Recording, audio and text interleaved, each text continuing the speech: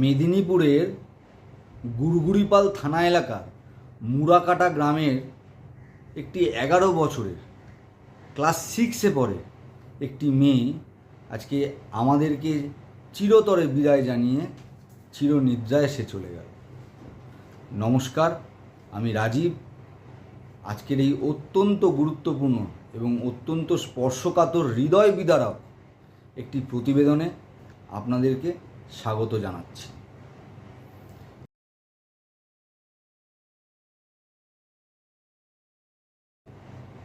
আজ সকালে আজকে 18 তারিখ মঙ্গলবার, আজ সকালে প্রত্যেক দিনের মতন সাইকেল নিয়ে পাপিয়া দে নামে একটি মেয়ে, যে কিনা আপনার মেদিনীপুরে থাকে, যার বাড়ি আপনার মেদিনীপুরে, সে তার বাড়ি থেকে প্রত্যেক দিনের ন্যায় আজকেও সাইকেল করে সে স্কুলে যায় এবং তারপর স্কুলে প্রত্যেক দিনের মতন যে প্রার্থনা হয় সেই প্রার্থনায় সে অংশগ্রহণ করে এবং প্রার্থনা শেষে সে যখন ক্লাসরুমে যায় হঠাৎ সে অসুস্থতা বোধ করে। অসুস্থতা বোধ করলে শিক্ষকেরা আপনার একটুও কালবিলম্ব না করে সঙ্গে সঙ্গে তার সহপাঠীরা যখন ক্লাসরুমে গিয়ে দেখে যে পাপিয়ার এই অবস্থা, তখন তারা সঙ্গে সঙ্গে টিচার্স রুমে চলে যায়, শিক্ষক গৃহে গিয়ে তারা আপনার শিক্ষকদেরকে খবর দেয় এবং শিক্ষকরা সঙ্গে সঙ্গে এসে যখন দেখে যে মেয়েটি অচৈতন্য অবস্থায় পড়ে আছে, তখন সঙ্গে সঙ্গে তার বাড়িতে খবর দেওয়া হয়। বাড়িতে খবর দেওয়া হলে বাড়ির লোক সঙ্গে সঙ্গে চলে আসে এবং স্কুলের স্টাফ যারা আছেন, স্কুলের শিক্ষক এবং বাড়ির লোকেরা মিলে তাকে স্থানীয় একটি হাসপাতালে নিয়ে যায়। স্কুল থেকে সেখানে নিয়ে গেলে সেখানে প্রাথমিকভাবে চিকিৎসা শুরু হয় ঠিকই, কিন্তু সেই স্থানীয় হাসপাতাল কর্তৃপক্ষ যখন দেখে যে এর চিকিৎসা আমাদের এখানে সম্ভব নয়, তখন তাকে মেদিনীপুর মেডিকেল কলেজে স্থানান্তরিত করে, রেফার করে দেয় ওই হাসপাতাল থেকে, স্থানীয় হাসপাতাল থেকে। এবং ওই মেদিনীপুর মেডিকেল কলেজে নিয়ে গেলে ওখানকার চিকিৎসকেরা সেই পাপিয়া দে নামক ক্লাস 6-এর ওই 11 বছরের একটি মেয়েকে তার বাড়ির লোক এবং শিক্ষকদের সামনে মৃত বলে ঘোষণা করে।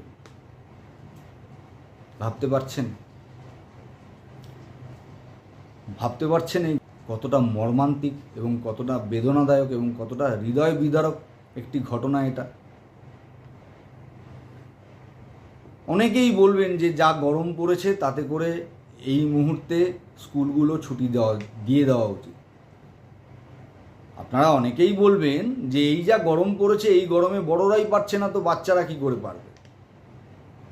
কিন্তু শুধু গরমের দোষ নয়, দেখুন দিনে দিনে গরম বাড়বেই। যেভাবে আমরা আমাদের স্বার্থ চরিতার্থ করার জন্য, আমরাই আমাদের নিজেদের স্বার্থ চরিতার্থ করার জন্য যেইভাবে আপনার এই সারা পশ্চিমবাংলা তথা সমগ্র বিশ্ব এবং এই ভারতবর্ষ জুড়ে যেভাবে আমরা গাছকে ধ্বংস করে চলেছি, দিনের পর দিন গাছ কেটে চলেছি, তাতে করে গরম বাড়বে বই কিন্তু কমবে না। কেননা যেই হারে গাছ কাটা হচ্ছে সেই তুলনায় কিন্তু গাছ লাগানো হচ্ছে না। একটি গাছ যদি কাটা হয় তাহলে তার পরিবর্তে আপনাকে অন্তত 100টি গাছ লাগাতে হবে, কিন্তু আমরা সেই কাজ করছি না। সরকার, সে আপনার কেন্দ্রীয় সরকারি বলুন, কেন্দ্র সরকারি বলুন বা রাজ্য সরকারি বলুন, তারা কিন্তু যথেষ্ট এই বিষয়ে আপনার উদ্যোগ নিচ্ছেন, কিন্তু আমরা সাধারণ মানুষেরা সবসময় তো সরকারকে দোষ দিলে চলে না। সে যে কোনো সরকারই হোক, কেই হোক, সবসময় সরকারকে দোষ দিলে চলে না। আমাদেরকেও কিন্তু কিছু দায়িত্ব পালন করতে হবে। তো আমরা সেই দায়িত্ব পালন করি না। আমরা রাইটস বলি, আমরা অধিকার বলি সবসময়। আমাদের রাইটস, হিউম্যান রাইটস, আমাদের রাইটস আছে, অনেক কিছু রাইটস আছে, আমরা সেই কথা বলি, কিন্তু আমাদের কিন্তু অনেক দায়িত্ব আছে, অনেক কর্তব্য আছে, আমরা কিন্তু সেগুলো পালন করি না, সেগুলো সত্যিই পালন করি না। তো আজকে যদি আমরা আমাদের দায়িত্বগুলো ঠিকঠাক মতন পালন করতাম, আজকে হয়তো এই ধরনের ঘটনাগুলোকে এড়ানো যেত। আজকে যদি আমরা গাছ লাগাতে পারতাম তাহলে কিন্তু এই ধরনের যেইভাবে গরম তা আর কি দিনের পর দিন, বছরের পর বছর বৃদ্ধি পাচ্ছে, এইভাবে কিন্তু বৃদ্ধি পেত না। আজকে বলুন তো, আমরাও তো একটা সময় স্কুলে পড়তাম, ওই 9-এর দশকে, ওই 8-এর দশকে, 9-এর দশকে আমরাও তো স্কুলে পড়েছি, কিন্তু কই ওই সময় তো এই ধরনের ঘটনা এত শোনা যেত না। এখন আকছার মানে অহরহ আমরা এই ধরনের ঘটনাগুলো শুনছি। আজকে এই স্কুলে কারো শরীর খারাপ হচ্ছে, কেউ চলে যাচ্ছে, কালকে ওই স্কুলে কারো শরীর খারাপ হচ্ছে, কেউ চলে যাচ্ছে। এবং আজকের একটি ঘটনা, আপনার মেদিনীপুরের একটি নবগ্রাম বলে একটি স্কুল আছে, প্রত্যেক দিনের মতন আজকেও সেই মেয়েটি, মানে পাপিয়া দে ওই মেয়েটির নাম, পাপিয়া আজকেও স্কুলে গেছিলো সাইকেল নিয়ে, সাইকেল চালিয়ে স্কুলে গেছিলো। তারপরে এই ঘটনা ঘটে গেল। ভাবুন তো এই বাড়িটার কী অবস্থা, যেই মায়ের কোলটা খালি হয়ে গেল, যেই বাবার কোল থেকে মেয়েটা চলে গেল, ভাবুন তো সেই মা বাবার কী অবস্থা, সেই পরিবারটার কী অবস্থা, কী অবস্থা একবার ভেবে দেখুন তো। আমাদেরকে কিন্তু অনেকগুলো বিষয়ের উপরে কিন্তু নজর দিতে হবে। আর যদি নজর না দিই, তাহলে কিন্তু দিনের পর দিন এই ঘটনাগুলো কিন্তু বেড়েই যাবে, কমবে না। তাই বলছি বাবা মাদের উদ্দেশ্যে বলছি, যাদের বাচ্চারা স্কুলে পড়েন, এবং সাধারণ মানুষদেরকেও বলছি যে আপনারা এটা শুনে রাখুন, শুধুমাত্র গরম বাড়ার কারণে নয়, আমাদের দিনচর্চা, আমাদের জীবনযাপনের, আমাদের যে জীবনযাপনের যে লাইফস্টাইল, যে জীবনযাপন, যে চর্চা, সেগুলো কিন্তু অনেক বদলে গেছে। আগের থেকে অনেক বদলে ফেলেছি আমরা, তাই কিন্তু আকছার এই ঘটনাগুলো ঘটছে। আগে আপনারা চিন্তা করুন তো, আমরা আর কি ভেতো বাঙালি যারা, আমরা কিন্তু ওই ডাল ভাত সেদ্ধ, একটু মাছ একটু মাংস, খুব হালকা করে খুব হালকাভাবেই খাবার দাবার খেতাম। কিন্তু এখন তেল ঝাল মশলা, মানে স্পাইসি খাবার দাবার ছাড়া আমাদের মুখে রোচেই না। তাই আকছার এইভাবে আপনার হৃদরোগের ঘটনা কিন্তু বেড়ে চলেছে। ওই চিকিৎসকেরা জানিয়েছেন মেয়েটি নাকি আপনার হৃদরোগে আক্রান্ত হয়ে মারা গেছে। এই হৃদরোগ বেড়ে চলেছে কেননা আমাদের এই দিনচর্চা বদলে গেছে। আমরা আমাদের খাবার দাবারের দিকে আমরা ঠিকঠাকভাবে ধ্যান দিচ্ছি না, আমরা আমাদের শরীরচর্চার উপরে ঠিকঠাক ধ্যান দিচ্ছি না। আমি নিজে একজন আর কি ক্রীড়া জগতের সাথে যুক্ত আছি বলে জানি। আমি প্রত্যহ আর কি শরীরচর্চার দিকে নিজে ধ্যান রাখি এবং অন্যদেরকে চেষ্টা করি, অন্যদেরকে এই বিষয়ে বলি। তাই আজকে এই প্রতিবেদনের মাধ্যমে আপনাদেরকেও বলার চেষ্টা করছি, আপনারা কিন্তু শরীরচর্চা এবং দিনচর্চা, খাবার দাবারের দিকে বিশেষ ধ্যান দেবেন। আর যদি না দেন, তাহলে কিন্তু এই ঘটনা কিন্তু বাড়তে থাকবে, দিনে বাড়তে থাকবে। তাই আপনারা যতটা পারবেন হালকা খাবার দাবার খাবেন। এই গরমে খুবই হালকা খাবার দাবার খাবেন। যদি পারেন যথাসম্ভব বয়েল খাওয়ার চেষ্টা করবেন। আর যদি আপনার তেল মশলা জাতীয় খাবার খেতে হয়, তাহলে খুব হালকা খাবার দাবার খাবেন, মানে হালকা তেলে রান্নাবান্না করে কিন্তু খাবেন। আর যদি এই তেল ঝাল মশলার খাবার দাবার বেশি দিন খেতে থাকেন, তাহলে কিন্তু আমাদের কিন্তু এই পরিণতিই হবে, যেই পরিণতি ওই বাচ্চা মেয়েটির হয়েছে। দেখুন, আজকে ওই বাচ্চা মেয়েটির কথা ছেড়ে দিন, আপনি যেখানেই কান পাতবেন সেখানেই দেখবেন আপনার কিন্তু এই হৃদরোগের ঘটনা, যে কোনো শরীর খারাপের ঘটনা কিন্তু দিনে সুগার, প্রেশার বেড়ে চলেছে। কেননা আমরা কিন্তু নিজেদের দিকে ধ্যান দিচ্ছি না। নিজেদের দিকে ধ্যান দিলে কিন্তু এই জিনিসগুলো হতো না।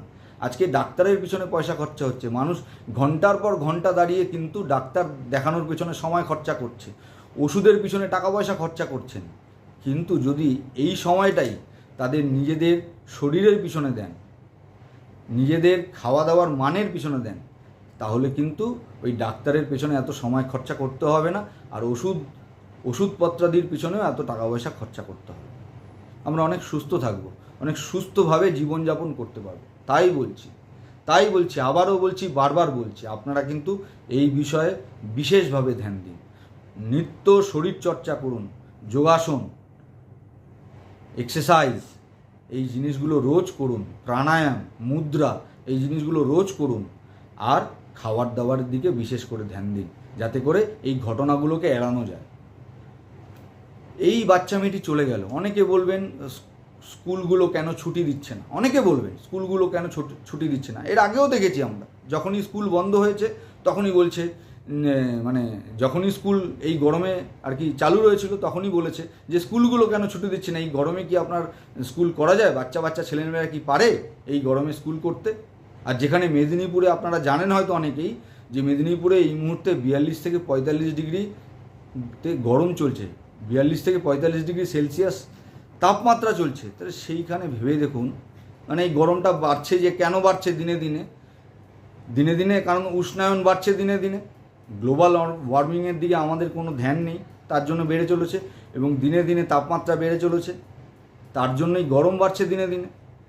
আমাদের এই কলকাতা শহরে প্রত্যেকের বাড়িতে আজকে এসি, আর এসিটা কিন্তু এখন মানুষের কাছে কিন্তু আপনার কিন্তু লাক্সারি নয়, এসি ফ্রিজটা কিন্তু একটা নিডস, একটা মানে প্রয়োজনীয় জিনিস হয়ে দাঁড়িয়েছে এই মুহূর্তে। এসিও এবং ফ্রিজও, এসি ফ্রিজ ছাড়া কিন্তু আজকাল সাধারণ মানুষ চলতে পারবেন না, কারণ যেইভাবে গরম বাড়ছে এবং আমাদের লাইফস্টাইল যা হয়ে গেছে। তো সেই জায়গায় দাঁড়িয়ে আমি আপনাদেরকে বলছি, আপনাদের উদ্দেশ্যে বলছি, এই জায়গাগুলোকে ধ্যান দিন। যেটা বলছিলাম যে স্কুলগুলো এই গরমে খোলা রাখলেই অনেকে রেড়ে করে উঠে লেগে পড়েন যে এই গরমে স্কুল করছেন কেন, এই গরমে স্কুলগুলো খোলা রাখছে কেন, সরকার কি স্কুলগুলোকে বন্ধ করছে না? আবার সরকার যখন স্কুলগুলোকে বন্ধ করে দিচ্ছে তখন আবার কিছু গার্জিয়ান আবার রেড়ে করে উঠছে যে হ্যাঁ পড়াশোনা তো সব লাটে উঠেছে। সত্যিই পড়াশোনা লাটে উঠেছে, কেননা সরকারি স্কুলগুলো এখন বছরে 8 মাস 7 মাস 8 মাস খোলা থাকে, বাকি 4-5 মাস হয়তো বন্ধই থাকে। তো এরপরেও যদি স্কুল বন্ধ থাকে তাহলে কিন্তু আর কি পড়াশোনার মান যেভাবে দিনে দিনে আর কি পশ্চিমবাংলায় পড়ে যাচ্ছে এই সরকারি মাধ্যম স্কুলগুলোতে এবং বাংলা মাধ্যম স্কুলগুলোতে, সেইভাবেই দিনের পর দিন পড়ে যাবে। তাই স্কুল বন্ধ রাখা বা খোলা রাখাটা সলিউশন নয়। স্কুল বন্ধ রাখলেও কেউ চিৎকার করবেন, আবার স্কুল খোলা রাখলেও কেউ চিৎকার করবেন। সলিউশন একমাত্র একটাই, আমাদের দিনচর্চা আমাদেরকে বদলাতে হবে, আমাদের জীবনযাপনের যে আর কি চর্চা, আমাদের যে লাইফস্টাইল সেটাকে চেঞ্জ করতে হবে, সেটাকে বদল করতে হবে। আর সেটা যদি আমরা বদলাতে পারি, সেটা যদি আমরা আমাদের আয়ত্তে আনতে পারি, তাহলে দেখবেন এই ঘটনাগুলোকে অনেকটাই এড়ানো যাবে। তো আজকে এই মেয়েটির ঘটনা শোনার পরে, মানে পাপিয়া দে ক্লাস 6-এ পড়ে, তার এই ঘটনাটি শোনার পরে সত্যি আমিও একজন বাবা, আমার মেয়েও ক্লাস 9-এ পড়ে। আমার মেয়ে যখন স্কুলে যায় তখন আমারও আর কি এই ধরনের চিন্তাভাবনাগুলো আমাদেরকেও গ্রাস করে, প্রত্যেক বাবা মাকেই হয়তো করে।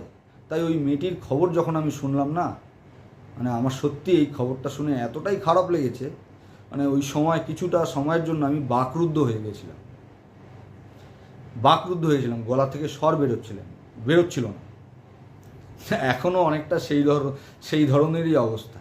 তো তাই বলছি যে চলুন আমরা সকলে মিলে একটু প্রয়াস করি, একটু পরিবেশের দিকে ধ্যান দিই, একটু নিজেদের দিকে ধ্যান দিই, একটু জীবনযাপন, একটু দিনচর্চা, একটু লাইফস্টাইলের দিকে ধ্যান দিই, তাহলেই হয়তো আমরা এই ঘটনাগুলোকে এড়াতে পারব। তো আজকের মতন এই পর্যন্তই, দেখা হবে আবার পরবর্তী আরেকটি প্রতিবেদনে। সবাই ভালো থাকবেন, সুস্থ থাকবেন, এবং সবশেষে সেই মেয়েটির আত্মার শান্তি কামনা করে আপনাদের থেকে বিদায় নিচ্ছি। জয় হিন্দ, বন্দে মাতরম, ভারত মায়ের জয় হোক।